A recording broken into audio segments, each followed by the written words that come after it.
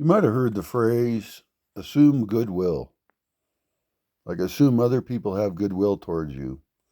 And I think day to day, that's actually a really good idea. And so even if other people are grumpy or say things that you could easily take offense to, I think you should assume that they have good motivations and that's not their goal, and not be oversensitive and not escalate it by then responding with something which insults them or triggers them, and then they respond, and the thing escalates into a big shit show, and everybody feels terrible. On the other hand, for the longer term, if you're designing social systems, if you're designing a system by which you have social contracts and agreements about how you're going to live, let's assume that people aren't good. And we don't need to figure out the debate, are people inherently good or bad? They seem like they're kind of both, depending on the situation, and willing to be both. But let's assume some people are actually going to be evil, and you're not going to be able to detect whether they are before you have an interaction with them. Now, we can set up a lot of things to try and filter out evil people. Great. But let's assume some of them are evil and that they're good at it. They're sociopaths. And they've spent decades, they've spent their whole life being this way. Their family made them this way, and maybe genetically they're this way. We don't have to figure out why it is. But we don't want to humor them. We don't want to have them in our lives. We can't fix most of them. I mean, a lot of bad behaviors people have are environmentally caused. And so if we do create a different environment, and then we try and get people out of the ways that they've been trained to be, we can mitigate a lot of that. We can reduce it. We can fix people. But let's not assume we can. Some people aren't trying to be fixed. They benefit from taking advantage of others, and they're exceedingly good at it. They've put tons of time into it. And you've been struggling to get by and figure your shit out.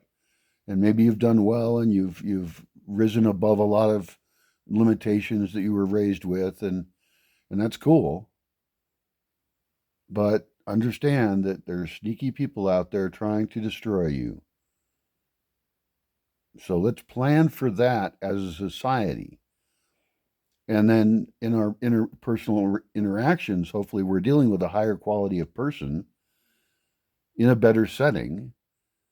So we're going to reduce problems that way. And we can start to assume goodwill. And we can let the small things slide, because we know we're all trying to get by. We're all trying to do good things for each other. We're actively signed on for improving each other's lives. That's a whole different situation in normal society. But that's what I'm shooting for. I hope you're shooting for that too. But on your own, it's dang near impossible.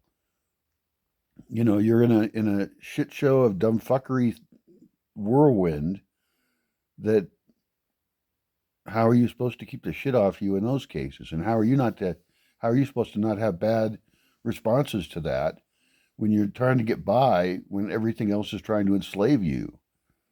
So I'm sympathetic with bad behaviors in normal society. Although normal society shouldn't be that way, and we can try and fix it.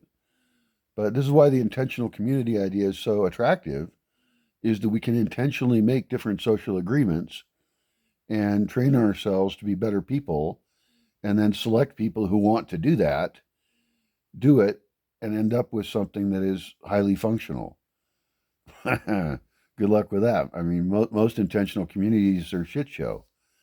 And that's because they're badly designed, and the kind of things I talk about, the very hard topics I talk about, aren't talked about. People are like, well, people are good. Let's get it together, and we'll all just do good stuff, and we'll have natural justice, and it will work out. No, let's not design for that. Let's assume the worst about human nature and human training, and then design the systems to protect everyone against actual bad actors and ourselves who are just normal people. I mean, I'm not the best person. I have serious flaws. And to know that, to be aware of it, and then realize I don't want to hurt the people around me, because that hurts me and it hurts them. And we have to not just say, oh, we're going to be good, because we don't have the same definition of good, but we're going to define what's good and bad for us in that space, and then we're going to live that way. And if we have troubles living that way, which we will, then we will adjust our agreements carefully. And we can assume people will leave spaces if they're not functional. We will evolve functional groups by making a template that seems like it would work, and then having variants of that available, and then evaluating if they're functioning.